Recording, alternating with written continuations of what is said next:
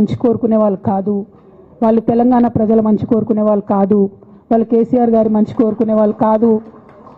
వాళ్ళను మీరు దూరం పెట్టి రాజకీయంగా తెలంగాణ రాష్ట్ర సమితిలో ఇప్పుడు బీఆర్ఎస్లో పనిచేస్తున్నటువంటి హార్డ్ కోర్ కార్యకర్తలను దగ్గరికి తీసుకొని ప్రజా ఉద్యమాలు తీసుకొని ప్రజల దగ్గరికి పోతేనే మన పార్టీ బతుకుంటుంది, నాన్న పేరు బాగుంటుంది. ఇవాళ నాన్నకు సిబిఐ అనేటటువంటిది వచ్చిందంటే అది కేవలం హరీష్ రావు గారు, సంతోష్ రావు గారి అవినీతి వల్లనే వచ్చిందని మళ్ళొకసారి నేను గంటాపదంగా చెప్తున్నాను. ఇంకా గమ్మత్ ఏంటంటే ఇదే హరీష్ రావు గారు వాళ్ళ ఫాలోవర్స్ అంతా నిన్నటి నుంచి చెప్తున్నారు హరీష్ అన్న చాలా కష్టపడ్డాడు, డే 1 నుంచి ఉన్నాడు అని. డే 1 నుంచి లేడండి, చాలామంది రిపోర్టర్లకు తెలుసు, సీనియర్ రిపోర్టర్లకు. డే 1 నుంచి లేడు.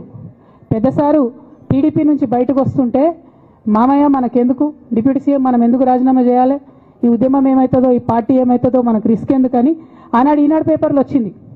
1.5 కోటి తీసుకొని వ్యాపారం చేసుకుందామని హరీష్ రావు గారు ఎక్కడికో పోయిందని కూడా వచ్చింది. కటింగ్ కోసం దొరికినప్పుడు ఎప్పుడో ట్వీట్ చేస్తుందని నేను. బీఆర్ఎస్ పార్టీ ఆనాడు టీఆర్ఎస్ పార్టీ పెట్టినాక 9-10 నెలల తర్వాత వచ్చింది హరీష్ రావు గారు. డే 1 నుంచి లేరు. నమ్మకం లేకుండా ఆయన పార్టీ నిలబడుతుందో ఉంటుందో పోతుందో అని. ఓకే అయిపోయింది. రాగానే సారు పెద్ద హృదయం కాబట్టి క్షమించిరు, దగ్గర తీసుకున్నారు, ఎమ్మెల్యే కాకముందే మంత్రి ఇచ్చిర్రు, అన్ని రకాలుగా ఆదరించిరు, అన్నీ చేసిండ్రు. ఎప్పుడైతే పార్టీకి ఒక్క క్షణం చెడ్డ పేరు వచ్చిందో ఎక్కడ పోయిండండి ఈయన? చక్కా పోయి వైఎస్ రాజశేఖర రెడ్డిని కలవలే? మీ అందరికి గుర్తులేదు ఆ ఫోటో? సీనియర్ నాయకులందరికీ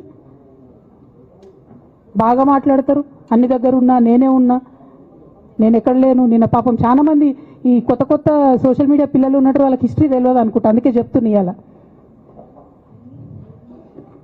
అదేవిధంగా నేను పెద్ద ట్రబుల్ షూటర్ అంటారు. ట్రబుల్ షూటర్ కాదు, ఈజ్ ఎ బబుల్ షూటర్. ఆయన ఏంటంటే ట్రబుల్ ఆయన్నే క్రియేట్ చేస్తాడు, చేసి నేనే సాల్వ్ చేసినట్టు నటిస్తాడు. నేను లేటెస్ట్ ఎగ్జాంపుల్ చెప్తా పట్టురు. నేను మొన్న దాసోజు శ్రవణ్ అన్న ఎలక్షన్ ఎమ్మెల్సీ ఎన్నికలలో బీఆర్ఎస్ పార్టీ డిసైడెడ్ ఒకటే క్యాండిడేట్ని పెడదామని.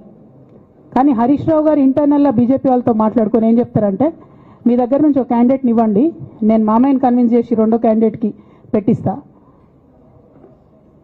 అంటే he wants to create a trouble. ఈ క్రైసిస్లో ఆల్రెడీ మన పార్టీలోకి వెళ్ళి 10 మంది ఎమ్మెల్యేలు వెళ్ళిపోయినాక 38 మందిలో 10 మంది పోయినాక నువ్వు ఇంకో సెకండ్ క్యాండిడేట్ని పెడితే ఎంత కన్ఫ్యూజన్ అవుతుంది? ఎవరెవరు ఎటెట్ ఓట్లు వేస్తారు? అంటే హార్స్ ట్రేడింగ్కి ఈయన ట్రబుల్ షూటర్ గారు ట్రబుల్ని ఓపెన్ చేస్తారు అన్నట్టు. నాకెందుకో లక్కీగా ఒక బీజేపీ ఎమ్మెల్యే గారు ఫోన్ చేసి, అక్క మరి పెద్దసారి పర్మిషన్ ఉందా హరీష్ అని ఇట్లా అంటున్నారంటే, నేను డైరెక్ట్గా పెద్దసారికే ఫోన్ చేసి నాన్న మరి ఇట్లా అంటున్నారు, మనం సెకండ్ క్యాండిడేట్కి పర్మిషన్ ఇస్తారంటే, nothing doing, only Shravan will get elected, ఎవరు చెప్పారు మీకు అన్నారు. అంటే నేను ఆ విషయం వెంటనే అటువైపు కన్వే చేసిన, లేదండి మాకు అట్లాంటి ఆలోచన లేదు.